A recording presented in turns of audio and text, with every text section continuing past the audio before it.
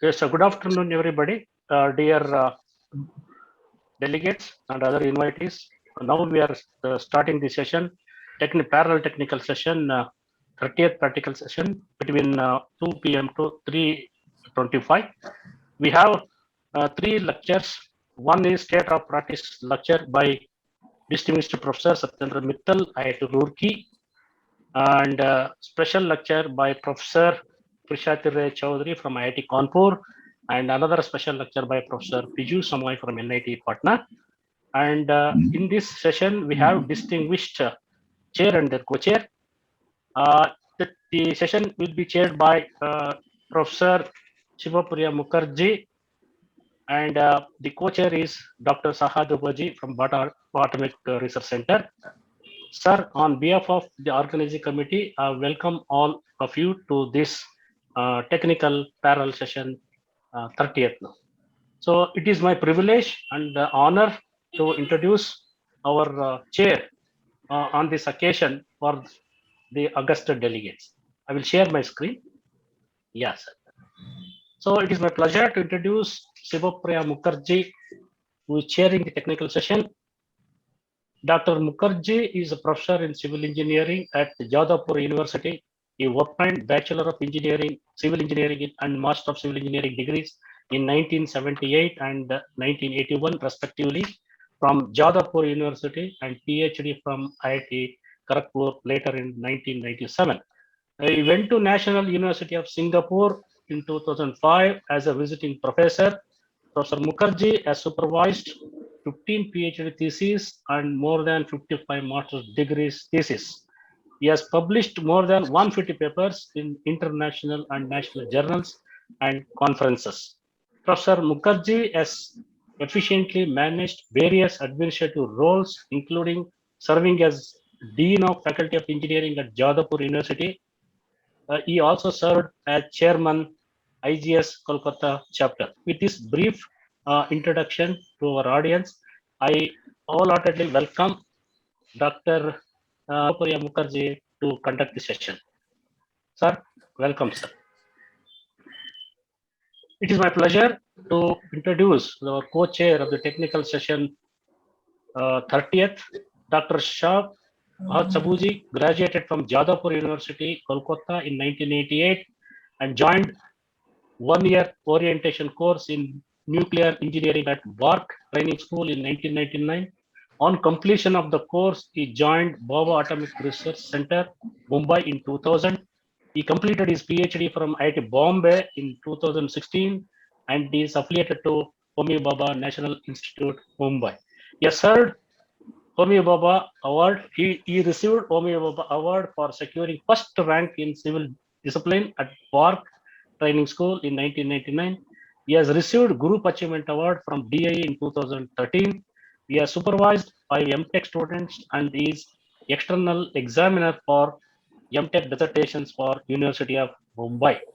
His professional assignments include analysis and design of industrial and nuclear safety related structures, interpretation of soil investigation data, and interpretation of concrete NDT data. He is member of various task forces and safety review committees at BARC and Atomic Energy Regulatory Board, Mumbai. He is principal collaborator for an ongoing BRNS project with IIT Bombay. He also serves as reviewer for research projects submitted to BRNS.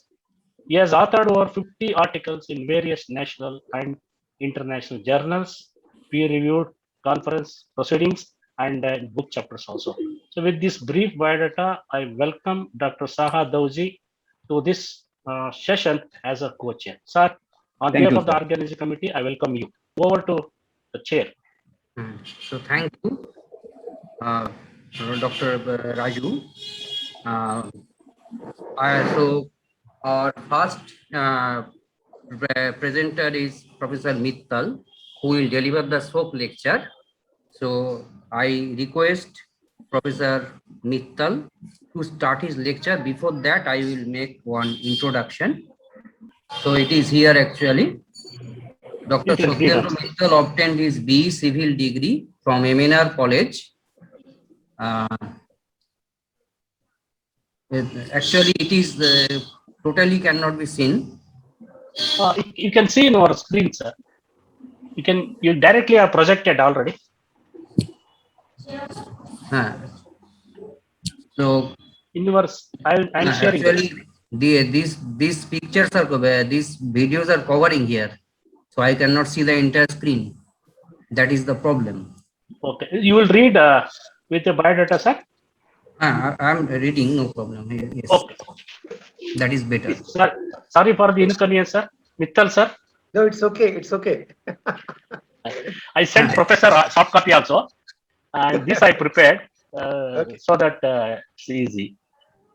So anyway, I am now introducing Professor Mittal. Dr. Satyendra Mittal obtained his BE Civil degree from MNR Engineering College, Allahabad, and Masters and PhD degrees from IIT Roorkee. Presently, he is coordinator, head of Geotechnical Engineering Group of Civil Engineering Department, IIT Roorkee. He is author of over 90 technical papers published in national and international journals and conferences. Dr. Mittal's research activities include ground improvement techniques, soil dynamics, and basic geotechnical engineering. His fieldwork on ground improvement techniques has been selected for seeking patent rights. He also prepared a technical film on reinforced earth technology. He is also a member of reviewers panel of American Society of Civil Engineering, Canadian Journal, IGS Journal, and Korean journals on civil engineering.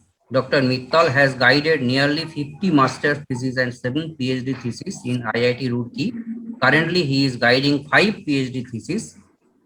Currently, he is also member of Technology Mission of Indian Railways and designing the rail track for bullet trains.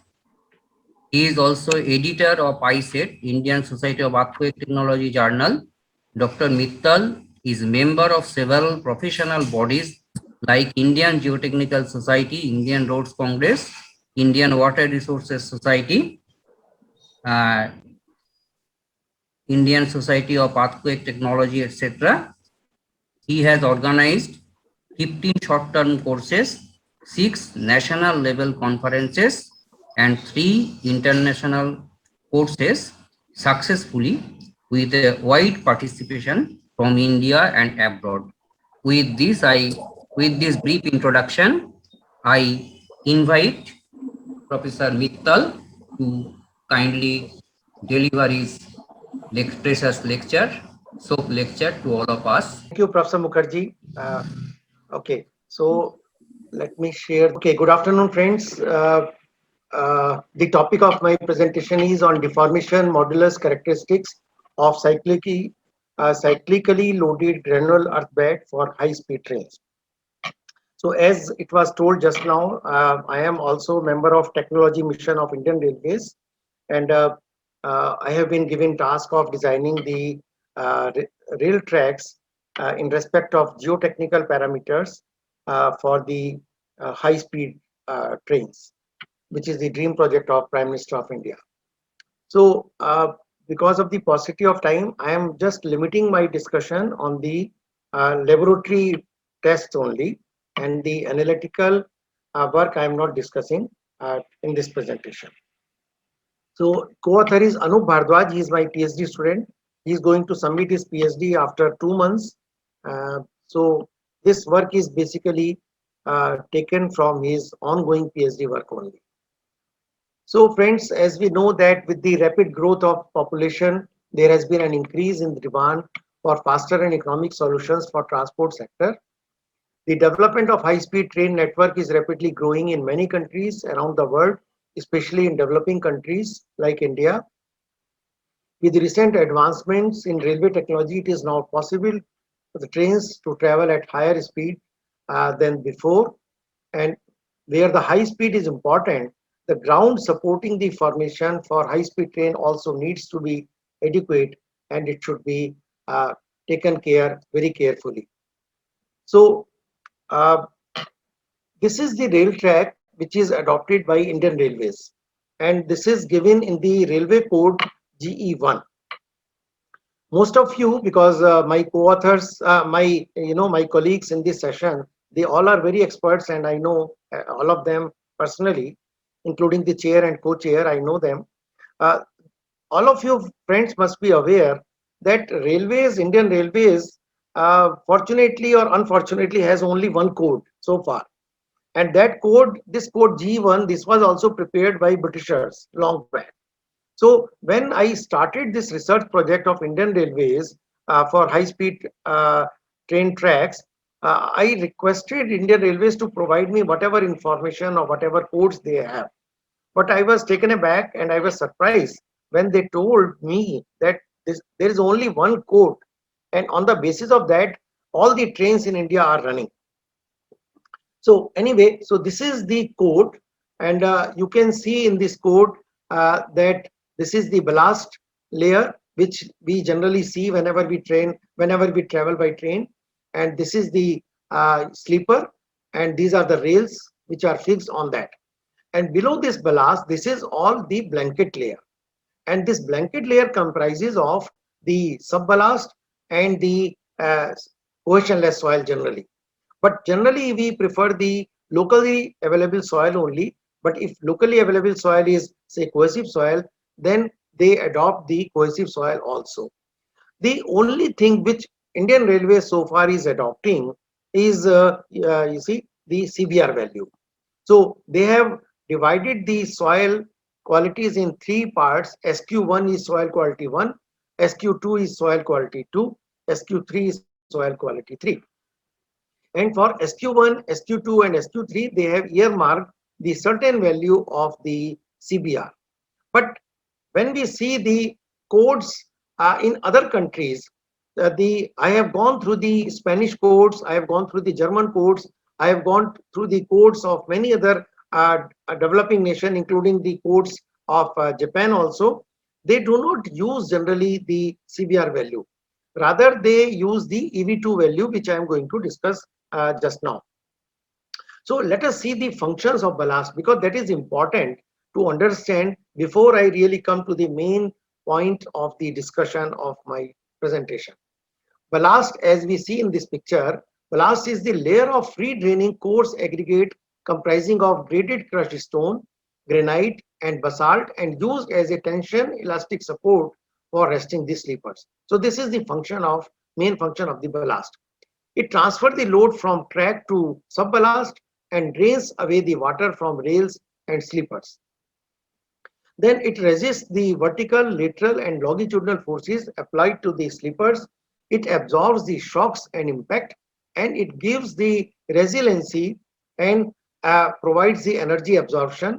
It also reduces the bearing stresses from sleepers and the all accessible stresses. Now let us see the function of the subballast, which is just below the ballast. And subballast is also part of the blanket, as I said in the beginning. So in this picture, we can see that this is the blanket layer. You can see in this picture, and this is the train through which I took this picture. The subballast is also termed as capping layer or blanket. It is a layer of granular material between the ballast and the underlying subgrade. Subgrade is the naturally available ground where the rail track is proposed. Generally, it comprises of the graded slag or crushed aggregates. The blanket thickness reduces the stress at the bottom of the ballastic layer and to the reasonable level for the top of the subgrade. So these are the functions of the blanket and the ballast. Now this is the subgrade layer, which is naturally occurring naturally occurring strata at the site. So the subgrade is the foundation to the entire railway structure, as it transfers load to the natural ground, and if the quality of the soil is not adequate, the soil must either be replaced with a stiffer material or be reinforced.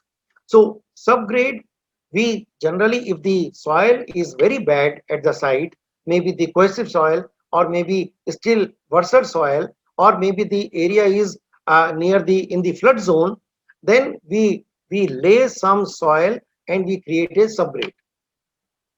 Then the next part is the progressive shear deformation and the excessive plastic deformation are two major problems that the subgrade is exposed to. So let us try to understand what is the progressive shear deformation. Let us say this is the clay subgrade, and above this we provide the blanket, the subballast and the ballast. So that is all granular layer, and then the sleeper like this. Now this is a stable state, but when it is clay soil, then what happens due to the frequent movement of the train, then the clay available there, this clay subgrade, this behaves like a remolded clay, and this generates the heave, like we can understand from this figure. And due to this, there are frequent deformations and distresses developed into the rail track, and it also thereby leads to the plastic deformation. And plastic deformation is partly associated with progressive shear failure, because if the shear failure is progressive in nature, then it leads to the plastic deformation, and it's partly with the progressive consolidation and compaction by the repeated traffic load. So this is the cross section, and this is the longitudinal section of the clay subgrade area. And these are some codes which have been followed by us in our research work: the French codes, the German codes, and the other codes also we have adopted in the present research work. These are the UIC code which is adopted by mostly the European nations. And of course, we have studied the Swedish codes also, because these codes are really very nice codes. And in India also, because I am also part of the team of High Speed Rail Corporation, there also I insisted upon them that we should use the EV2 value, which I am yet to discuss. Well, friends, from these codes, the essence of all these codes is that the earthwork is highly dependent on its compaction quality. And as per UIC code 719, the compaction should achieve minimum deformation modulus with an homogeneous distribution. This is very important point. The deformation modulus can be measured using plate load test as specified in DIN 18134. This is the German code. So friend, this is the rail embankment which is adopted by the German railways. And here we can see that they do not consider the they do not consider the CBR value like in India we consider. They consider the EV2 value, and EV1, EV2. These are the important parameters which they have created, and mostly countries in Europe, they are adopting EV2 system only. So friends, this was the Indian Railway embankment, as I had shown you earlier also. Now with my constant insistence on the Indian Railways, that code has been revised now, and this is the code G14. And in that case, on my constant persuasion with the Indian Railway authorities, now they have agreed to include the EV2 value also in the Indian Railway codes. So if EV2 is about 100 MPa, then it is equivalent to CBR 25. So in near future, Indian Railway will never talk of the CBR value, because CBR is now an obsolete parameter. Similarly, this is this is for the ballast and subballast area, blanket area. This for blanket area, and for the area below this, the embankment fill, the EV2 should be, in any case, minimum it should be 45 MPa. So EV2, how do we achieve EV2 value? That I will explain you. On comparing old and new section from the design code, it can be seen that the height of the embankment has been increased with the inclusion of the blanket layer and by addition of the embankment fill. Well, friend, this point I have to elaborate a little more.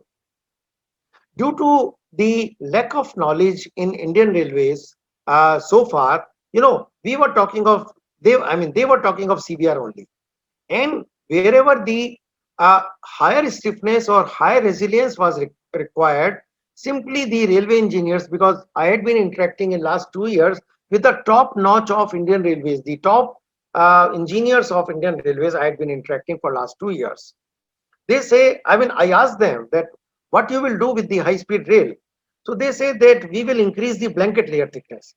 You see, that is the irony of the fact that they have only the limited knowledge that if we increase the blanket layer thickness, the stiffness of the rail track will increase. So it is a it's a irony. So whereas you all will agree with me that blanket layer material is what? It is a mining material. And in India, the mining is banned now. Only the limited mining is allowed, that too for the national projects. So because mining material is a luxury, so we have to look for the alternate solutions. So no theoretical background is provided in the codes for the new approach. Then minimum deformation modulus criteria has also been set now for the on the basis of setting up the criteria. I mean, the deformation modulus, this parameter, Indian Railway authorities, the engineers, they were not even aware of.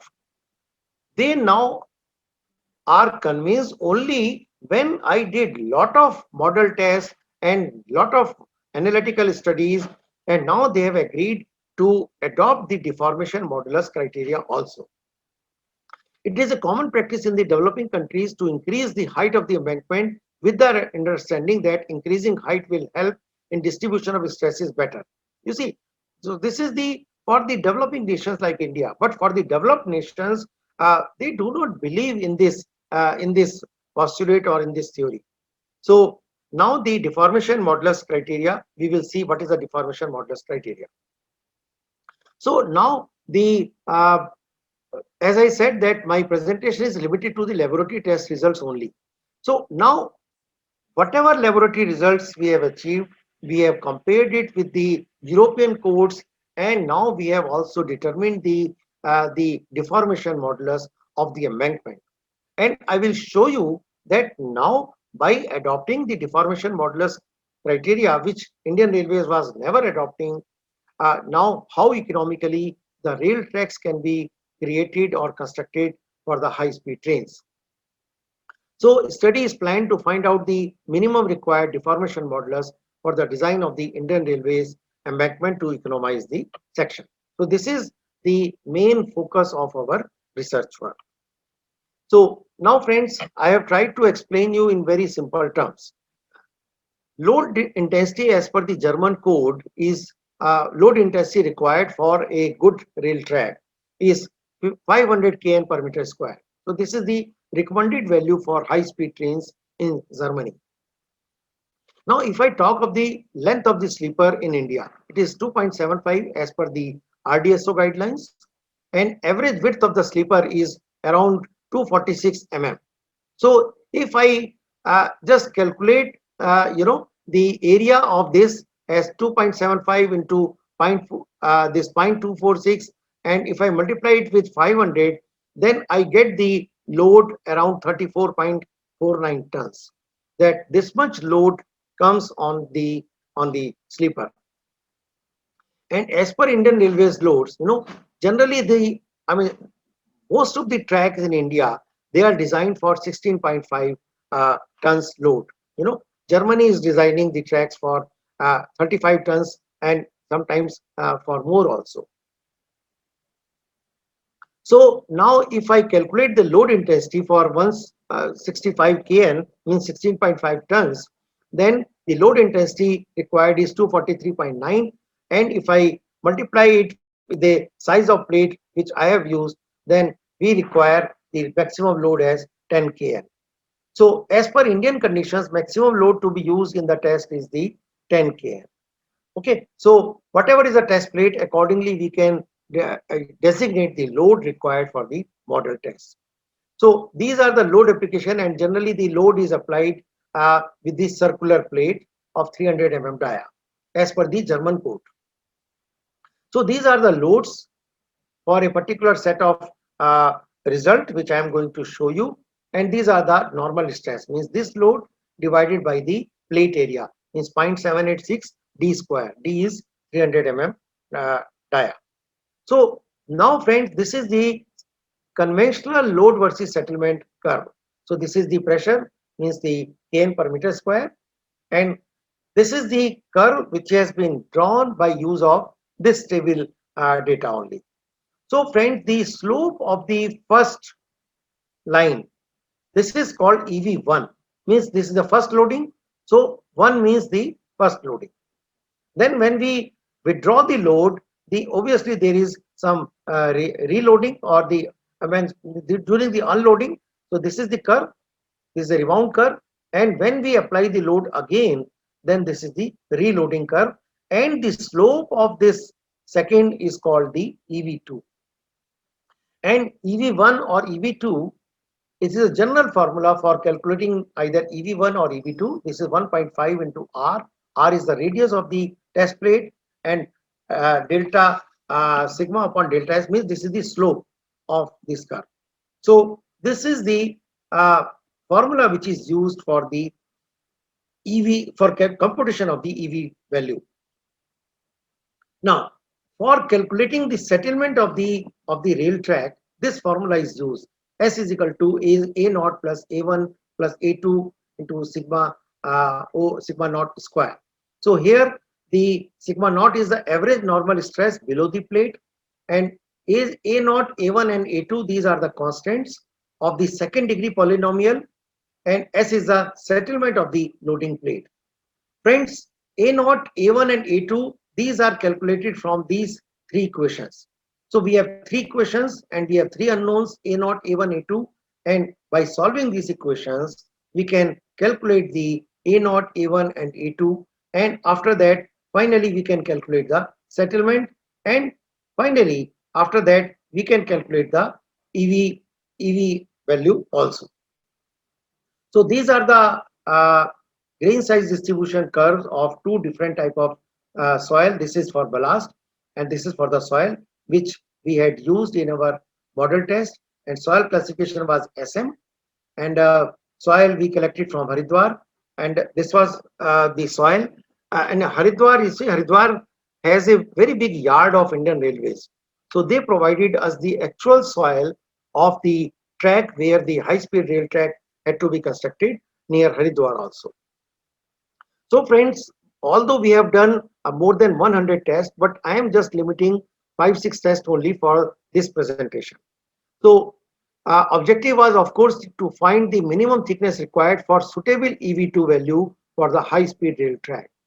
And the parameters we adopted as per the German code only. And what were the combinations? We took the subgrade of varying thickness, then to find the suitable thickness of the subgrade, because again, our economy starts right from here. Then second, in the subgrade, we had used the varying blanket thickness, because again, the blanket occupies the maximum mining material. So there also we wanted to economize the blanket thickness, and then subgrade plus blanket plus geogrid, then subgrade plus ballast, means after removing the blanket totally, means subgrade and ballast only. Then the subgrade plus geogrid plus ballast, then subgrade plus blanket plus ballast, and then subgrade plus blanket plus ballast plus geogrid. So for all the cases, we have determined the EV2 parameter. So friend, this is our test setup. This is in my geotechnical lab, and the same ballast which Indian Railway had provided us, the same ballast was used, considering that it is a ballast layer for the full embankment.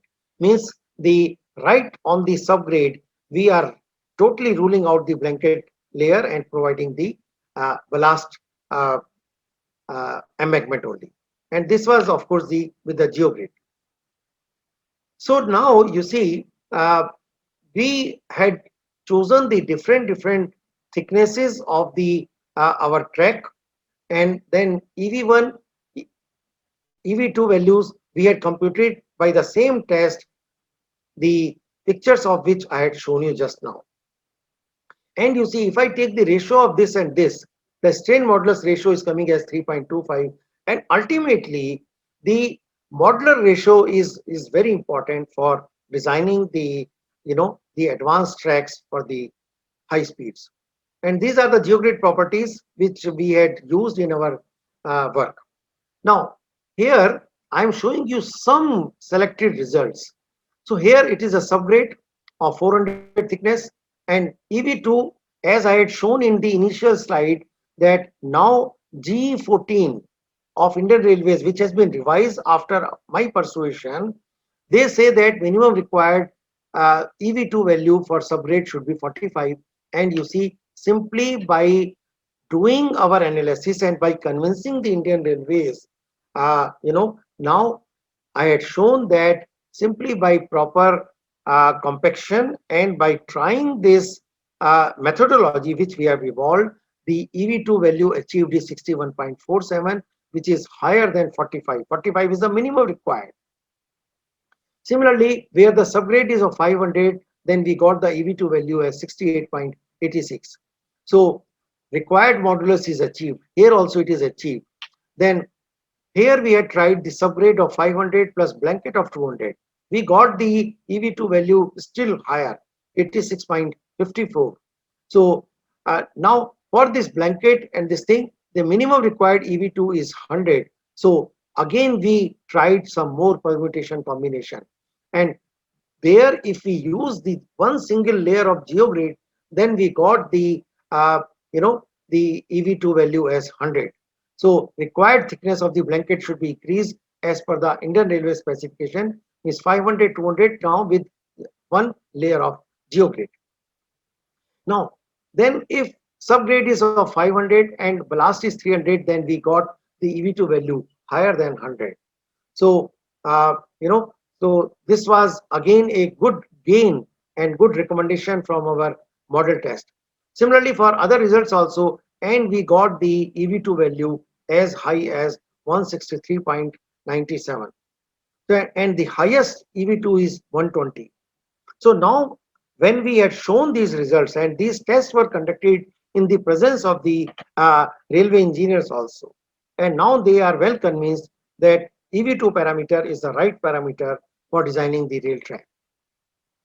So here also you see these are the Indian, this is the Germany system, this is France, China, Spain, and you see so far for ballast our Indian codes were silent about EV2, means no past data is available to us. Now for the blanket, now they are saying now EV2 should be 100. I have already explained you this thing in the previous slides. So for the ground soil, they say that the 20 should be the EV2 value, and for Germany, for France, China, Spain, these are the values. Now, friends, let us see the results which we adopted, which we obtained from our current model test. We got the EV2 value as 138.94 when our track was ballast 300 and blanket 200 and the subgrade was 500. So this is the model which we created in our large size steel tank, and the picture of which I had shown you. Similarly, if I adopt the blanket as 200 and subgrade as 500, I got the EV2 as 86.54, which is for the blanket. And similarly, we got the EV2 value as 79.54, and for the subgrade against the value of 45.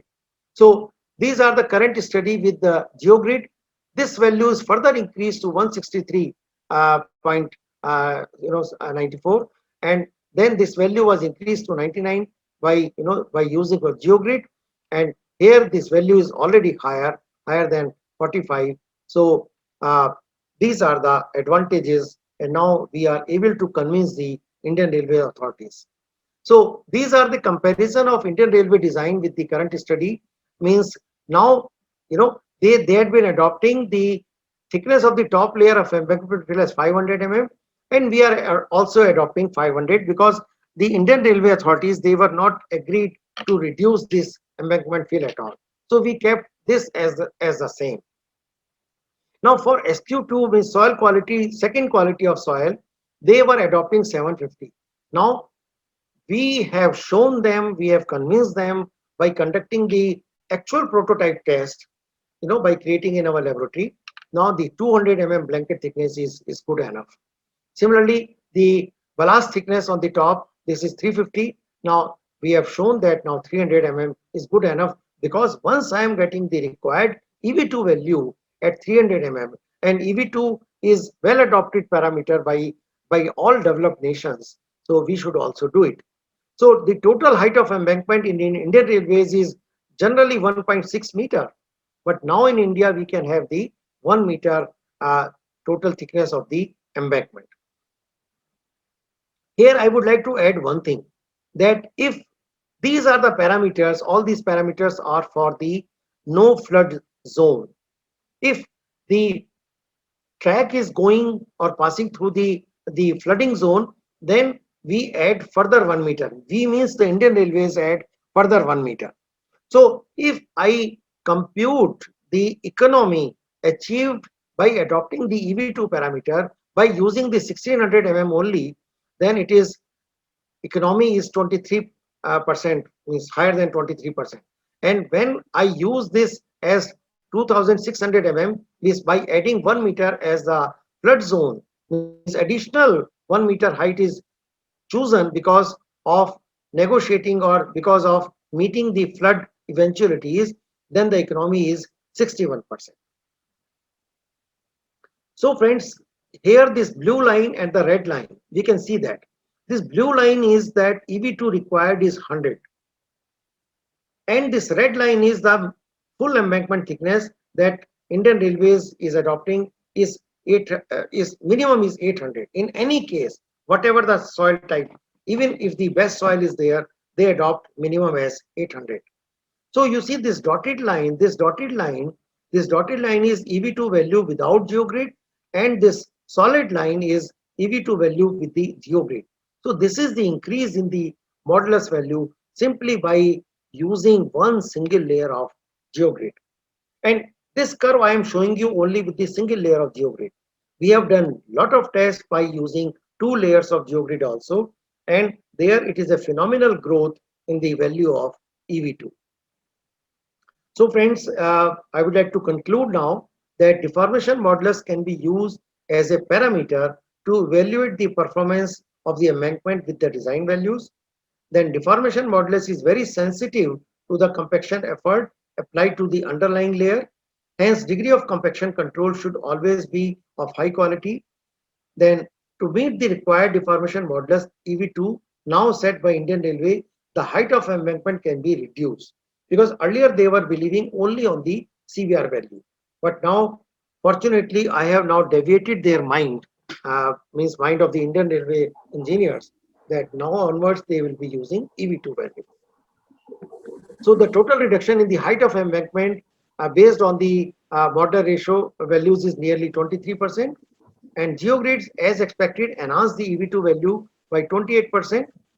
And in addition to other benefits, the other benefits are reduction in the breakage of ballast and preventing the penetration of the ballast into subgrade. As we all know, we all experts are sitting in this session here, that when we provide the geogrid, it provides a positive confinement to the ballast, and because of that the ballast do not migrate to other places by movement of the fast speed train. So because of that the ballast remains in its position only, and by that it provides a further confinement to the overall the rail embankment. And last is the based on the design chart which I have already shown, the minimum required thickness can be calculated. So last point is that if I want to fix up the EV2 value, then I can calculate the embankment thickness. Secondly, if I have to fix the embankment thickness because of the local topography, because of the local reasons, then for that thickness of the embankment, I can calculate the EV2 value which I am getting. And accordingly, for attaining the higher value of the EV2, I can think of providing the more than one geogrid layer also. So thank you, friends. Thank you so much. If anyone has any question, they can ask. It is in the question and answer. I think Professor Mittal, can you see please? What are the questions, if any? Yeah, I think there is no question. There is no question. I have one question, sir. Professor, sir. Yeah. Sir. Yes, please. Yeah. You have developed that plate bearing test apparatus in the laboratory? Yes. Okay. Does it have any standard specifications? Because you referred some German or Sweden? Yeah, Sweden, German, and like I said, we have conducted a lot of tests. but now we followed finally the DIN, that is a German code. And German code. yeah, German code only. And according to that, Uh, whatever is the track size that we have created in the laboratory, the model test. Nice. What about boundary effects, sir? What about? Boundary effects. Because you used a plate. I had written in the slide that the plate size was chosen in such a manner that there is no boundary effect. It is 1/5 of the So it, 1/5 of the tank area, tank size. okay. Sir, is it a cyclical, is it a repeated load? Yes, it's test? a repeated load. Yes, it is a repeated load.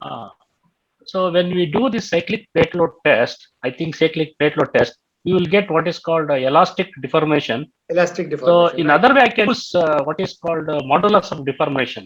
Yes, right. Yes, that's right. Because you are using EV2 value, Yes. which is having kilonewton per square. Yeah. Yes. The same thing applies here also. I think. Yeah. So very nice, sir. You are now changed the mindset of the people, Indian Railways. That is a fantastic thing. Yes, that is a Really. great job that you have done. Because you can convince anybody, National Highway and all. Railways means it is highly impossible. Oh yeah, very tough. Very Easy. tough persons to Very, handle. very tough. Very tough. Those Very people and then Air Force, airports, they're all very stringent. Very tough. You are very successful in bringing change in Indian scenario now. Yeah. Thank you very much, sir. Thank you very much. Yeah. Sir, I have just one question to know only that Yeah, you are telling that EV2 is the main factor on which this depends. Yeah, but why EV1 will have no effect? Because when I am starting actually functioning, then EV1 has to come. So I just want to know this. Yeah. You are absolutely. It's a very nice point you have raised, sir. Both the EV1, EV2 are important for us. And what should be the minimum EV1 value required? That code has given. The German code has given. So that I have not defined. But finally, they resort to EV2 value only for design of the track. So I have just discussed only EV2 in this. So that is the only thing. Finally, they adopt EV2. I think what you are telling at the beginning, that EV1 by EV2 value, that should be defined, I think. Defined, yeah. So that both have effect actually. Yeah, actually, sir, EV1 is the slope of the first cycle. Yes. Then it rebounds. So by that time, the residual stresses and everything, they are developed already. So Yes. EV2 is more important because by that time, the track is already consolidated and compacted. Yes. And EV2 value finally gives that what is the compaction level. Definitely. So, yeah, so EV2 that way is important from professional practices viewpoint.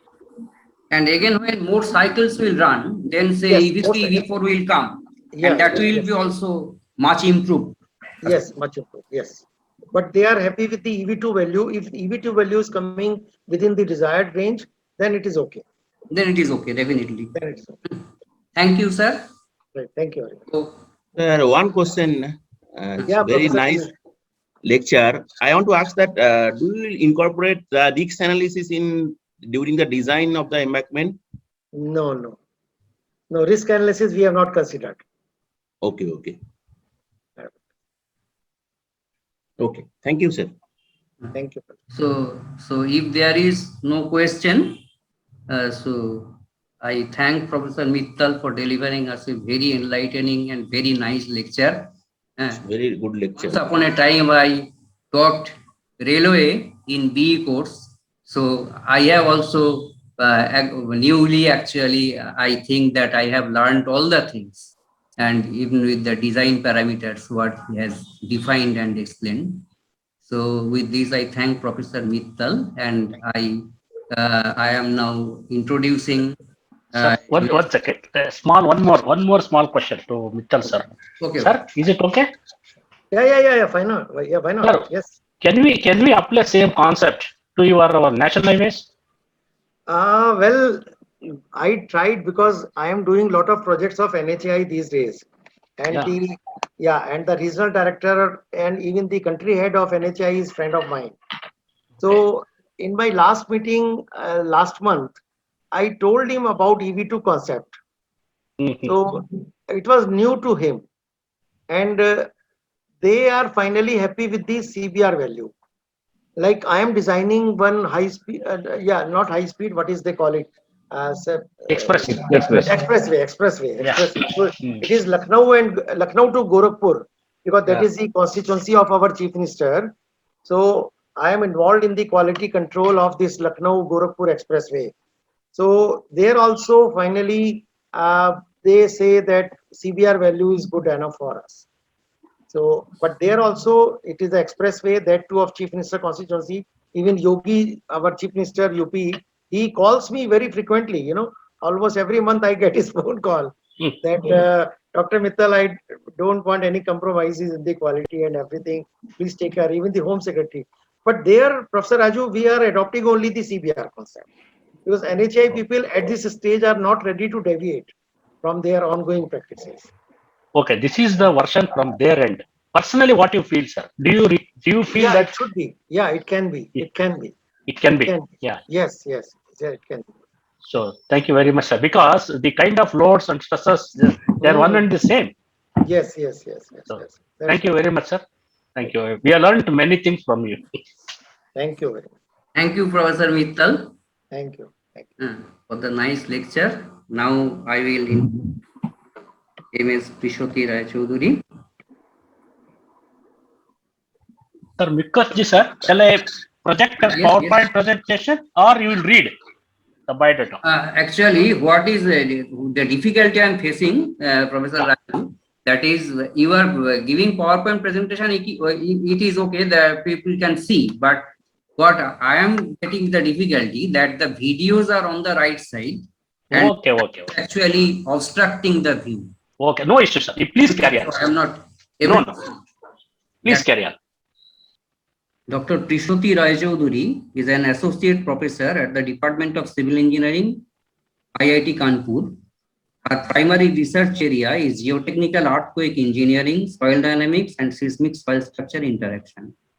Her research group consists of a team of enthusiastic and motivated MTech and PhD students. 2 of her PhD students and 20 of her MTech students have been graduated under her supervision.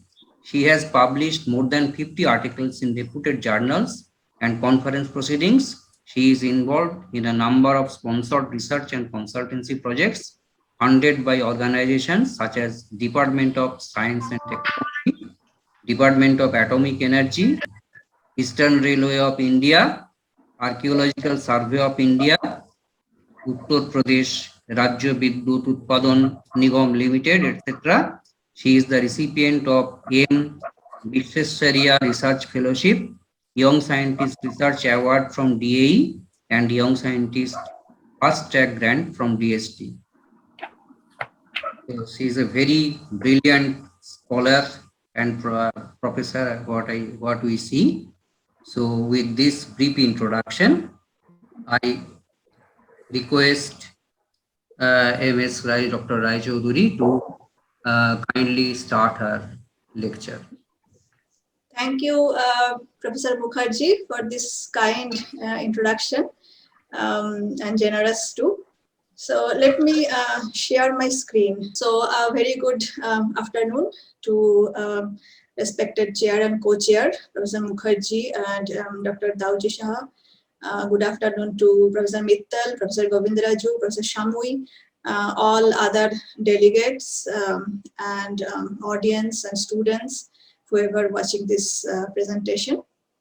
So before I start, I would like to also thank the organizers of this conference, especially Professor Ravi Jakka, Secretary ISET, and the organizing secretary of this conference, for giving me the opportunity to share some of my recent research activities.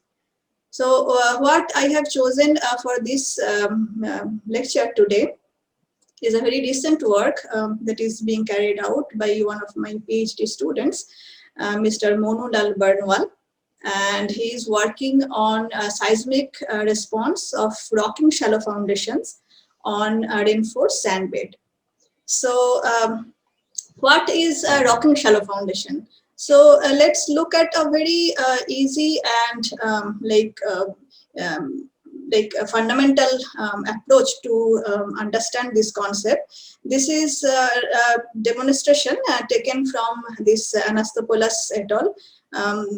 Researchers and colleagues working in the NTU Athens. So what you see in one of these cases, the foundation is adequate foundation capable of taking the lateral loads. So when we have earthquake or any other lateral load of any kind coming to the structure, the foundation is intact. So there is no yielding taking place at the base.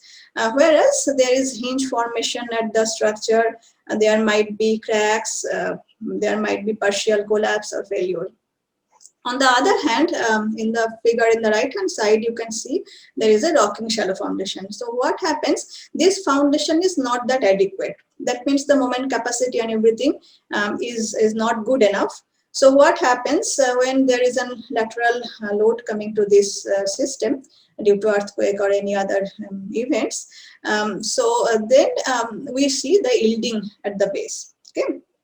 There might be bearing failure, there might be excessive tilting, there might be settlement, sliding.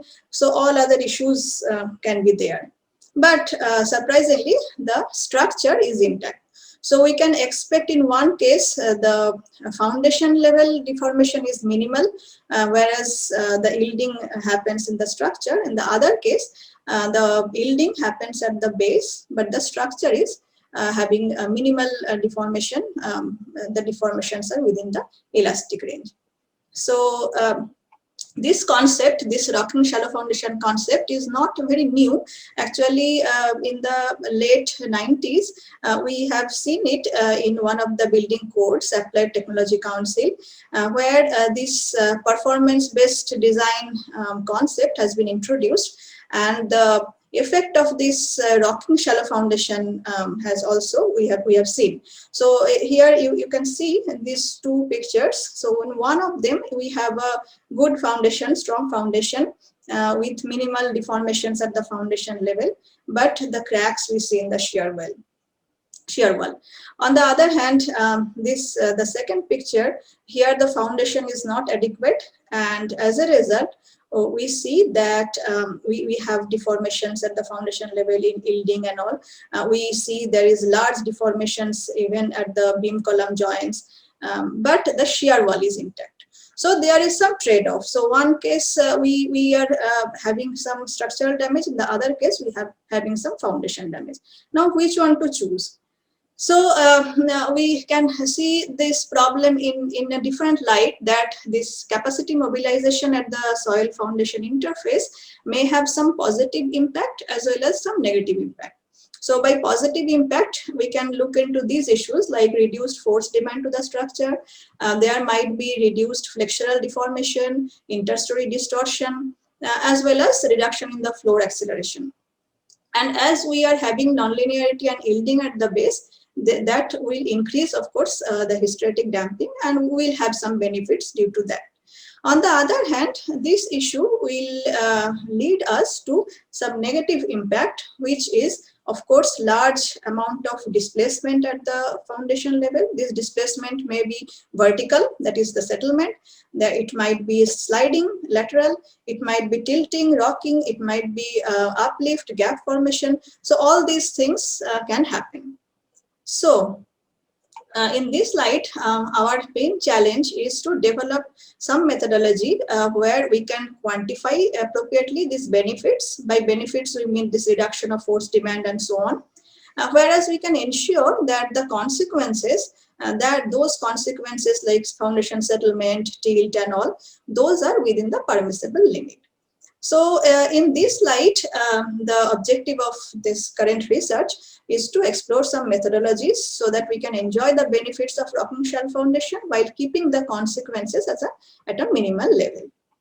So actually around the globe, different groups of researchers are working in this direction. But in this presentation, I'll just limit my discussion to the study that we are carrying out at IIT Kanpur, especially my research group. So as we know that we are dependent on the PhD students for any work. So Currently, this work is being done by my PhD student, Mr. Monulal Varnwal. You can see him with the experimental setup, the laminar box setup. But this work has actually started a couple of years back, few years back, when I joined IIT Kanpur and got a PhD students and all. So this work has been started, had been started by Dr. Bibek. Bibek had graduated in 2017. So I have to, as a background, show some of the results from his study as well. He is now a faculty at BITS Pilani Dubai campus. And since this is experimental work, so it is heavily dependent on the financial support from various funding organizations. So I am really grateful to DST and BRNS for providing the support at various stages. And of course, IIT Kanpur, the host institute, for providing all the facilities and in-house support. So let's look at the details of this experiment. So this is the laminar box that we use for any seismic soil structure interaction experiments. The idea is that this lamina, we have 15 lamina in the system. They can actually slide over each other and they can move laterally. In this way, we can minimize the boundary effect. We know that in a dynamic loading, there is a huge boundary effect possible if the sides are rigid. Also, it minimizes the effect of the wave reflection, refraction. So all these effects are minimized and we can replicate more or less soil deposit, in situ deposit subjected to an earthquake motion. So this laminar box, along with the model, structure, foundation system, and the instrumentations are placed on the shake table. We have a shake table at IIT Kanpur with 40 kilonewton capacity. And we have done all these experiments. So the details of how we have scaled down this model, we have come up with this, we have come up with the loads, all these details you can find. If you're interested, you can look into this paper and find out, International Journal of Geomechanics. And the details of this development of this box, along with the calibration test, some characterization test of Ganga sand of different relative densities and all, that you can find out in the other paper in the soils and foundations. So if you're interested, you can look into those. So after calibrating the box and development of the model structure, we have carried out several tests with different base conditions, different soil properties, different configuration of the structure, different loading conditions, different factor of safeties. And we have seen that in most of the cases, we observed the reduction in the peak flood acceleration, reduction in the moment, base moment, reduction in the shear force, and interstory drift demand. So we see that yes, there are some benefits of the rocking shallow foundation, but we cannot go away with the consequence. So we see there is a large amount of settlement, seismic settlement, and there is sliding and rocking also. So you can see these are the energy dissipation curves we see from the base shear, sliding, and moment rotation curves. And we see large amount of sliding, settlement, and rocking. So we have identified that yes, we see some benefits in the reducing the forces and reducing the acceleration, but at the same time, we also have consequences. We cannot leave the consequences or cannot neglect, because the consequence like settlement and sliding, they are as much as about 10% of the initial dimension of the foundation. So it is something that we cannot really neglect. Now the next question is can we solve the problem? So to solve the problem of seismic settlement, we tried to explore certain options. So one of the option is, let us try to see that if we put geogrids, because we know geogrids and geosynthetics, they are good at reducing the settlement. People have done these works for static settlement. We have a lot of literature. But we could not find much work when the rocking shallow foundation concept comes. So we tried to do some study where we put the geogrid layers in different configurations, 1 layer, 2 layer, and so on. Before providing this, since we are doing a model scale test in a shake table, we could not use regular geogrid. So we had to first take out the threads and make it a small scale and hand open it and use it. So that's how we tried to take care of the scaling factor. So we had used two types of geogrids, this polyester and the bamboo geogrids, hand-woven bamboo. So this is the experimental setup. This is the laminar box. We have used different types of sensors to record various responses. We had used accelerometers at floor levels. We had used accelerometers at the soil at different depths. We use LVDTs to measure the displacements at the soil as well as at the foundation level.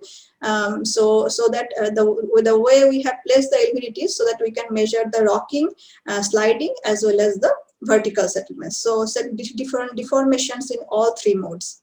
And also we use some strain gauges to measure the deformations at the geogrid level as well as at the structure level at the hinges and all. So this is the test matrix. We had considered 6 types of base conditions. First is fixed, where the structure was clamped on the table. Then the unreinforced soil bed. The soil was used loose Ganga sand, poorly graded, with about 40% of relative density. Then we use single layered geogrid, double layered geogrid, single layered bamboo geogrid, and double layered bamboo geogrid. The excitations that we had used was harmonic excitation of 2 Hz and 5 Hz frequency, and one earthquake motion from Chamba and another from Uttarkashi event. In order to change the intensities, we scaled all these motions in such a way that the peak ground displacement at the table was 1 millimeter, 2 millimeter, and 5 millimeter. So 3 different intensity levels we have used for each motion. So this is the test matrix what we have done. Now we have looked at various responses in order to identify what is the effect of the reinforcement on the response.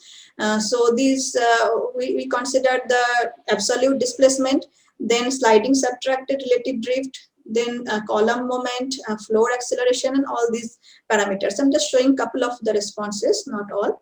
So here you see it is a sliding subtracted relative drift. So that's why for all of them it starts from 0, the base.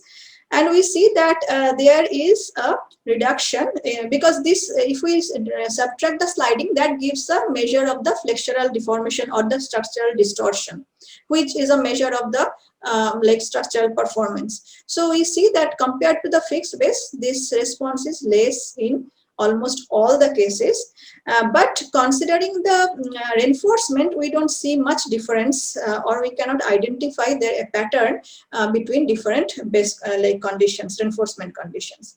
The same thing for column moment. We see that from the fixed base there is a reduction, clear reduction, but not a pattern or anything. Same thing when we look at the hysteretic loops. The first few figures, it shows the force deformation in the lateral mode, the shear force versus sliding.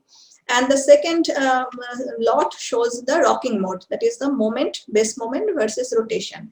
In all the cases, we see that there is not much change in the peak moment if we consider the envelope. The energy dissipation is also more or less similar pattern.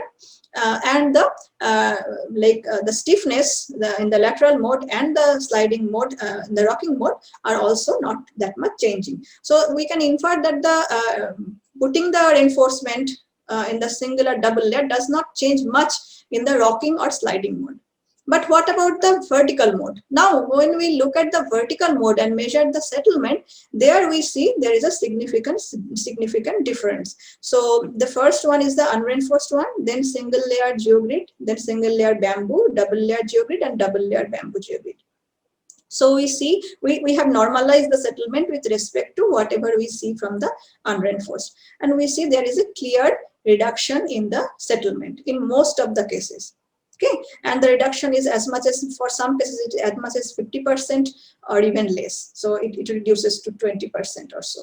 So vertical mode is getting affected by the inclusion of the geogrids, but not the other modes. So these are some of the pictures we have taken after the excitations are over, and it shows clearly how the settlement looks like. It shows how the punching at the geogrid happens. Sometimes the ends are surfaced above the soil. So these are some of the evidences. So what we summarize here is that in this study, we tried to explore the possibility of using GeoGrid to reduce the seismic settlement. Mostly we have tried for low-rise building at this point, and just the steel moment resisting frame building. We don't know how this effect will be in the shear wall or any other kind of building. That needs to be done, that extensive study needs to be done before making a generalized comment. So it is observed for at least for this range of studies that the added reinforcement did not alter the moment capacity of the system. However, the seismic settlement, the primary adverse consequence of a rocking shallow foundation, is reduced significantly, in some cases as much as 70 to 75%. So it is inferred that the reinforcement did not influence the lateral and rotational stiffness of the soil foundation system, but altered the vertical mode of deformation. This reduction was found to be larger for the double reinforced soil layer compared to the single reinforced soil layer.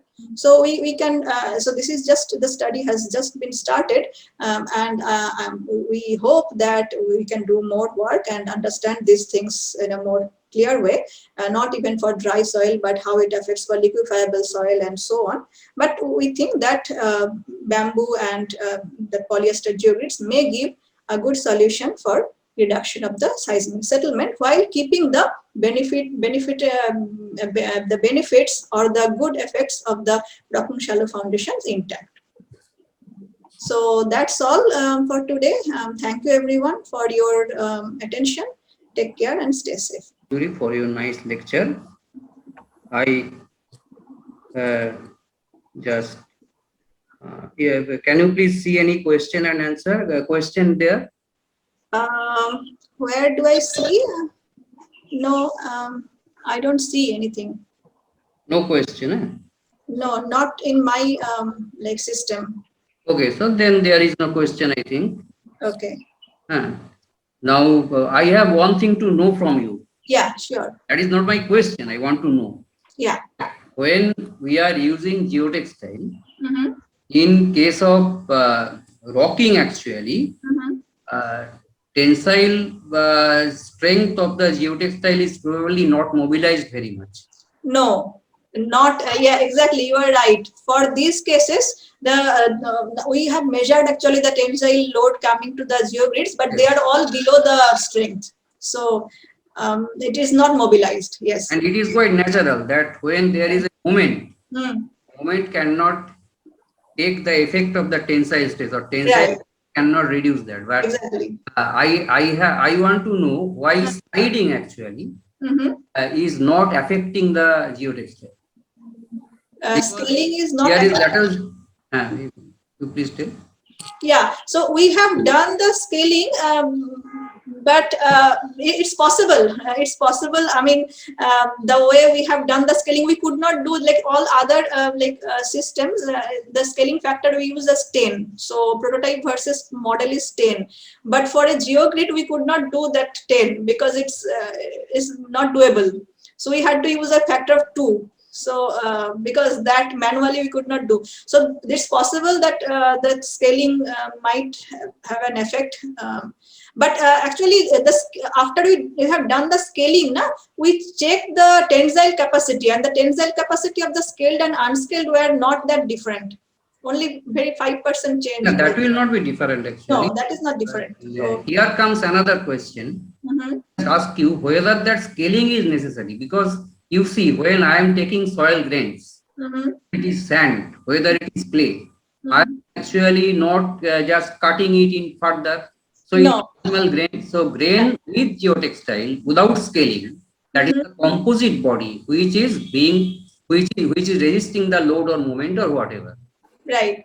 So there is actually one rule of thumb, maybe you can say that we consider that if the length of the or the dimension of the soil grain is less than L by 12, like if the L is the size, then we can neglect that scale effect. If it is a boulder you are using, then of course there will be scale effect. But sand and clay grains, their size is less than L by 12, so we can neglect. But that aperture of the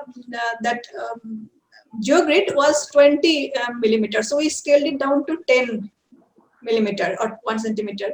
That much we could do. So that's, so now it is L by 12. So we are fine with the like rule of thumb. You see my point? So when you scale down, you do not use any Buckingham pi theorem on non-dimensional. Yeah, we have used for all others. So I just kept them. Yeah. So this is is it visible?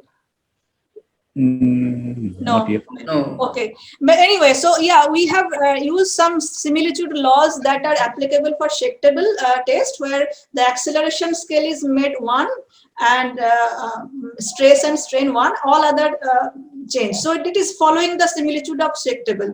We have used, yes. But for the GeoGrid, we could not actually. For all other, we have used n equal to 10 scaling, but it was for GeoGrid, it was only n equal to 2. That much we could do because it was not doable. So, but the aperture size was less than L by 12. So that rule of thumb was maintained. Anyway, thank you, Dr. Rai Chaudhuri. Excuse me, if I may ask some question to Professor Chaudhuri. Some practical questions actually. How should we go about designing the GeoGrid for any particular structure? Is it supposed to be done only by experiments, or there can be some design guidelines for that? Okay, I'm not seeing her. Somehow internet problem, I think. Possibly. Okay. She may join. Then again we can ask. Yeah, I think then we can move ahead. Let us move ahead. Yes. We introduce the next speaker. Professor Piyush Shamui. Professor Piyush Shamui is working as an associate professor in civil engineering department at NIT Patna, India. He graduated in 2000 with his BTech degree in civil engineering from IIST Shibpur. He received his MSc in geotechnical earthquake engineering from Indian Institute of Science, Bangalore, India.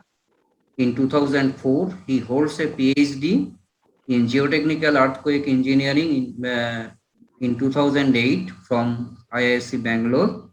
He was a postdoctoral fellow at University of Pittsburgh, USA during 2008 to 2009 and Tampere University of Technology, Finland, 2009 to 2010. In 2010, Dr. Piyush Shamui joined in the Center of Disaster Mitigation and Management at VIT University as an associate professor. He was promoted to full professor in 2012. Dr. Piyush Shamui is the recipient of the prestigious CIMO Fellowship in 2009 from Finland for his integrated research on the design of railway embankment.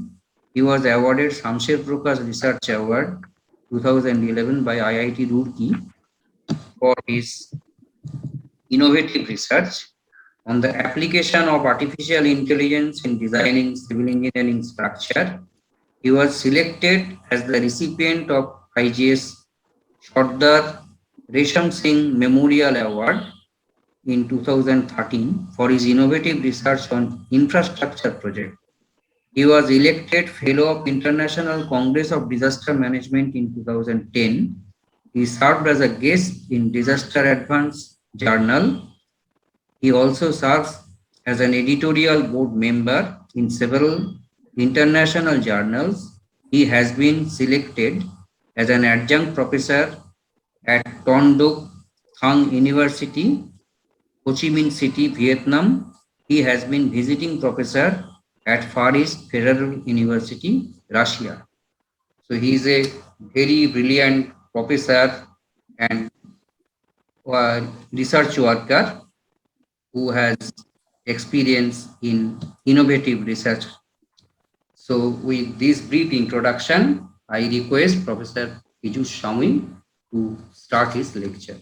So I will try to give some new things about some interdisciplinary techniques in application in the geotechnical earthquake engineering. So it's not traditional field of the geotechnical engineering what we have talked. This is some interdisciplinary technique that I have applied in the field of geotechnical earthquake engineering.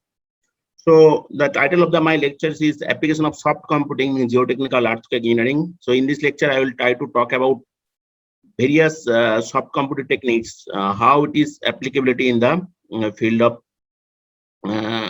geotechnical earthquake engineering. So first, I will talk about how to predict the soil liquefaction based on soft computing technique. Generally, we use Seed and Idris approach and other approach also, but here I will use soft computing to predict whether soil will liquefy or not liquefy. So as we know, we all know that generally soil failed due to the increase in pore water pressure. That's why it loses strength.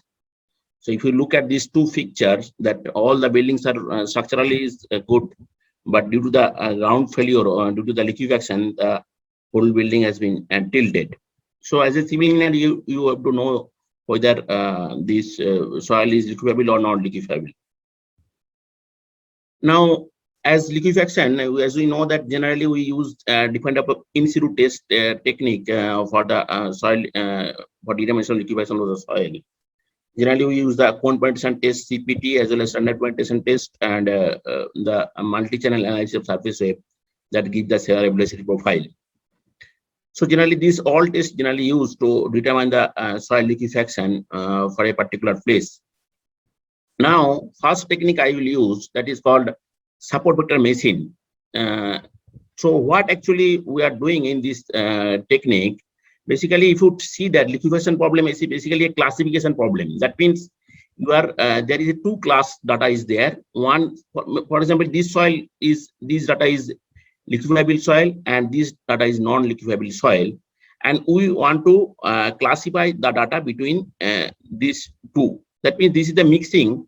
You have get maybe 100 data set, and there is some data is liquefable and non-liquefable data is also there. Now, how to classify this data set? So if you consider it a two-dimensional plane, that you can consider a plane here. So, and then for the width between these two planes is called the margin width. This is called the margin width. As if you apply the common sense, and you can easily see that if the distance between these two planes is more, then it will be good.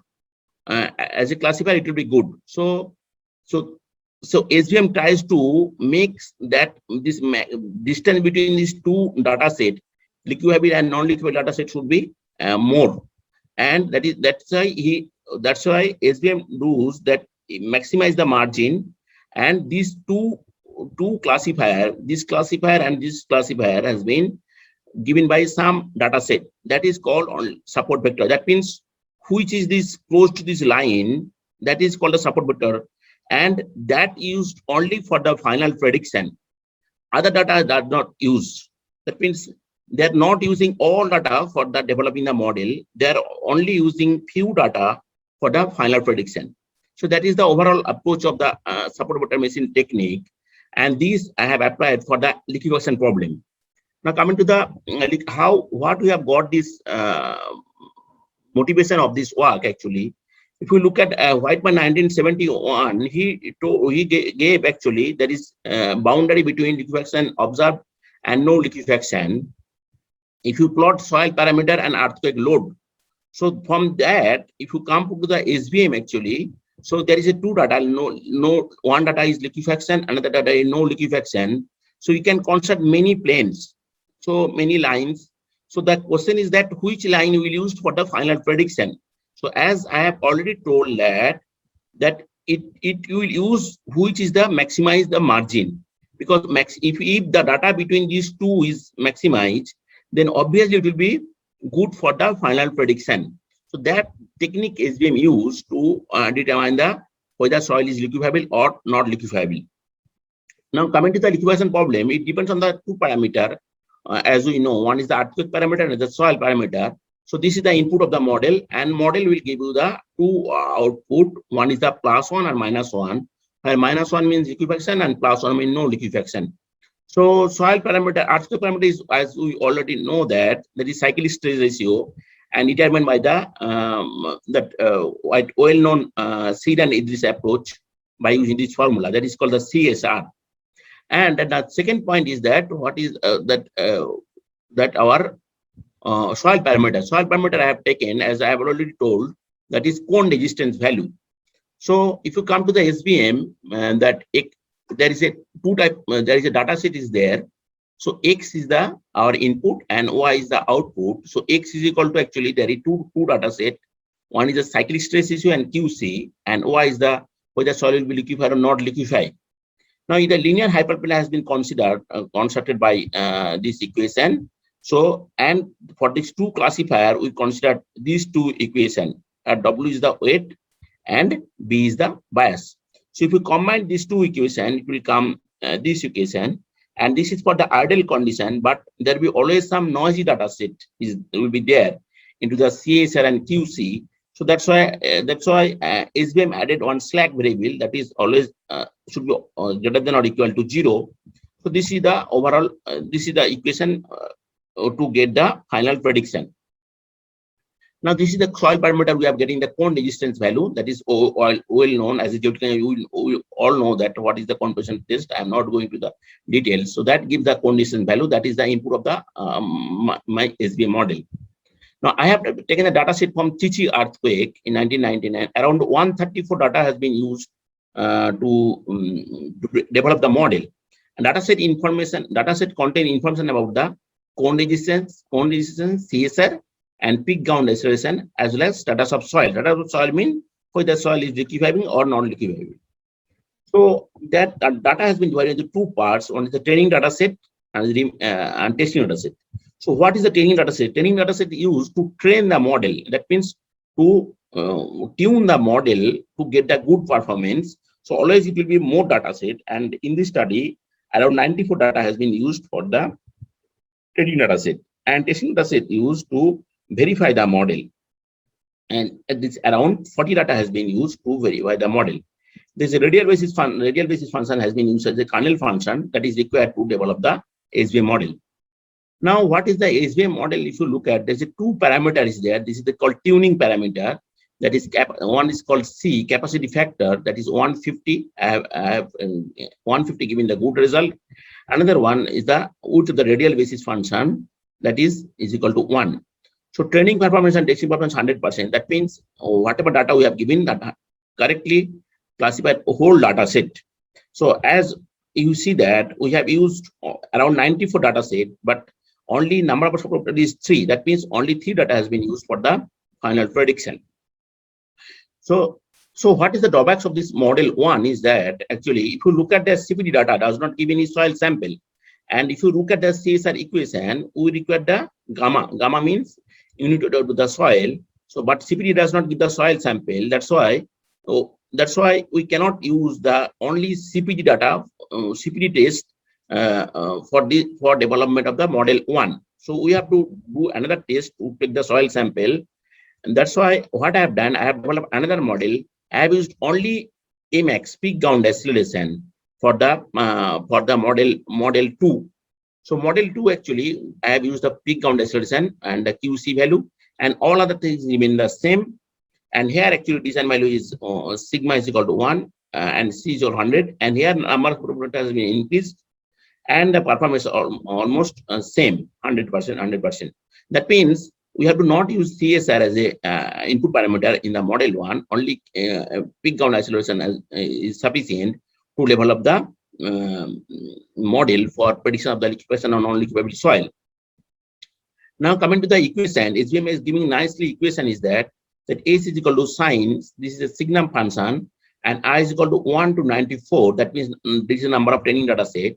Alpha I, you take the value from this equation, from this graph. So when you take alpha is equal to 1, then you take this is the value of the alpha, and yi is the corresponding what is the output minus 1 or plus 1. Then if by using this equation, somebody can determine the value of the soil liquefaction. And so and performance of the training data set is almost 100% that I have already told. Now I have used some other data set that is not a Chichi earthquake data set from the different parts of the world, and out of 109 global data, and that only 97 data has been correctly classified, and remaining data has been not classified. So around 12 data has been misclassified. That means the developed model has the ability for predicting liquefaction of the soil. Now coming to this, after developing this model, I had to develop a chart between the liquefying and non-liquefying soil. So the chart is between QC and not CSR, is the peak ground isolation. So if you look at this, that we can tell that this zone is highly possible that soil will be liquefiable. So this is the one good thing that we do not need to calculate the value of the CSR. Now coming to the my second topic is called the landslide and slope failure. That depends on the different parameter of the slope angle, height of the slope, OSN, unit of the soil, pore water pressure coefficient, and angle of internal friction. So these are the all inputs for a particular slope, and the model will give you the output whether slope will fail or it will be the stable slope. So these are the same things about machine have been used over here also, and I have used input actually. This is the all our input, and the output is the two case fail slope or the stable slope. So that from that for development of the model data has been collected around the world. So 12 from Australia, 8 from UK, 8 from China, 6 from Canada, and 5 from India, 3 from USA, and 1 each from Japan, France, Spain, and Greece and Italy. So all data has been collected, and then the data has been divided into two parts, just like liquefaction problem, training data set, around 23rd data has been. Sorry to interrupt. Chairman sir, we are running short of time because our panel discussion has started. So please instruct the presenter to close early. Okay, I request Mr. Professor Shamui to kindly conclude the speech. Within 5 minutes, I will conclude. It was interrupted. Yeah. Sorry to interrupt. Yeah. Okay, no problem, sir. So this is the training data set and testing data set. So this thing also same thing. They give the equation also. Now this equation can be used by the practitioner engineer to determine the stability of the slope. Now, as the time progresses, I am just giving a new concept that is called nowadays people are using, that is called the big data. Big data means there's a huge amount of data. That means there is 4 V is there in the big data. That is high volume of the data, and variety of the data, and a velocity, that is the frequency of the data, and veracity, the quality of the data. So these 4 V is governed by the big data.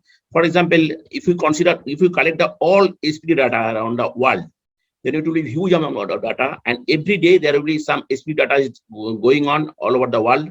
So that means every day data will come. So how to model this big data for in the geotechnical earthquake engineering problem, that will be very interesting result.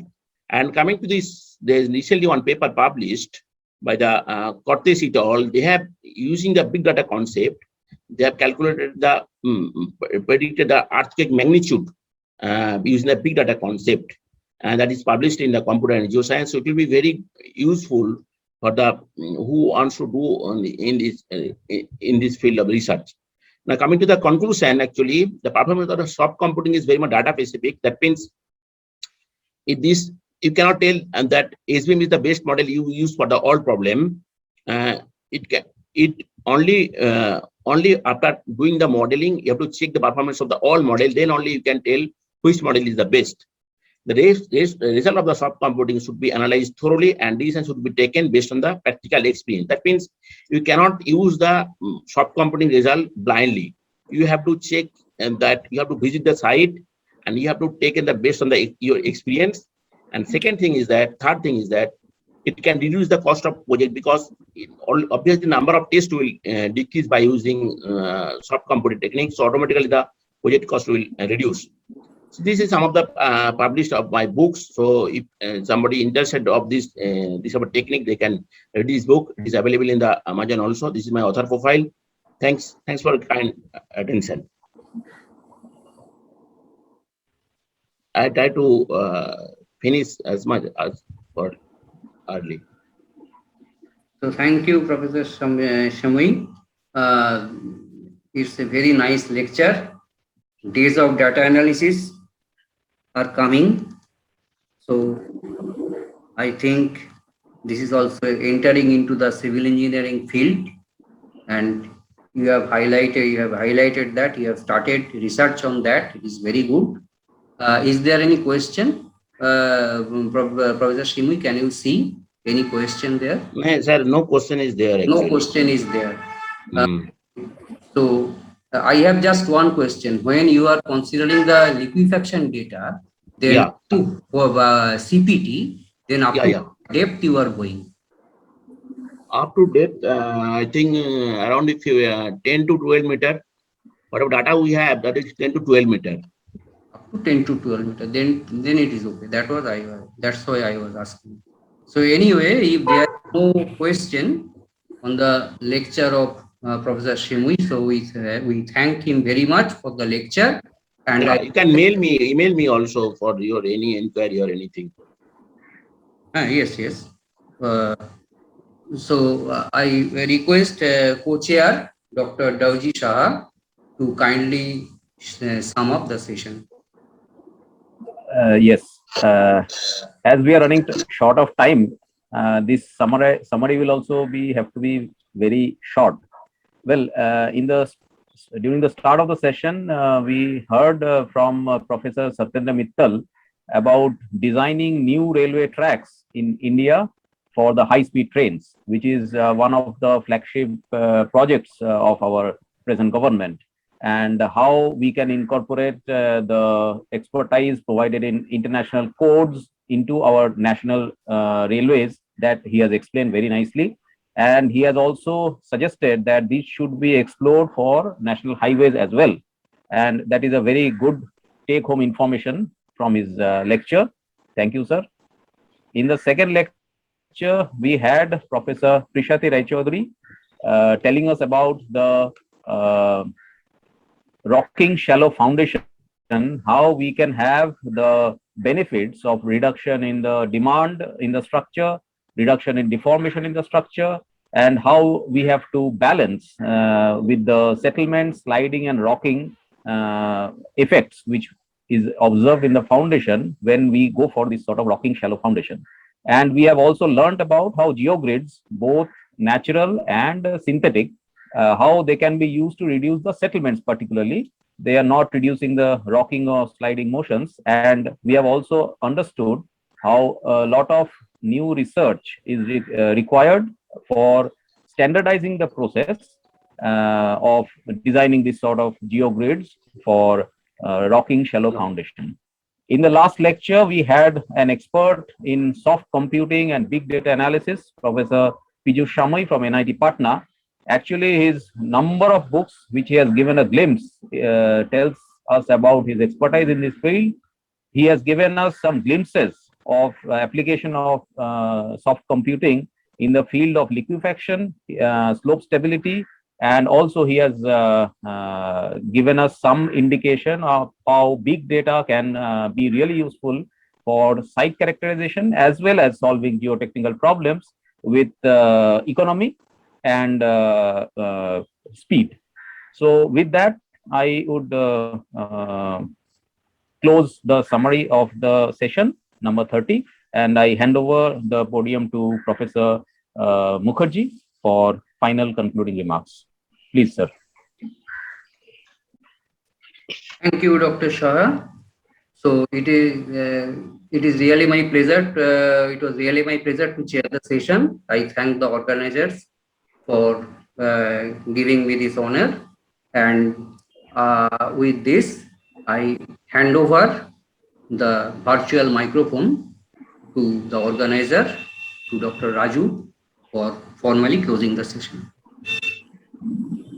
Thank you, sir. I'm extremely sorry, due to the constraint of time, we are forced to put pressure on the speakers because our one of the event panel discussion is going to start right now at 3:30. So sorry for that.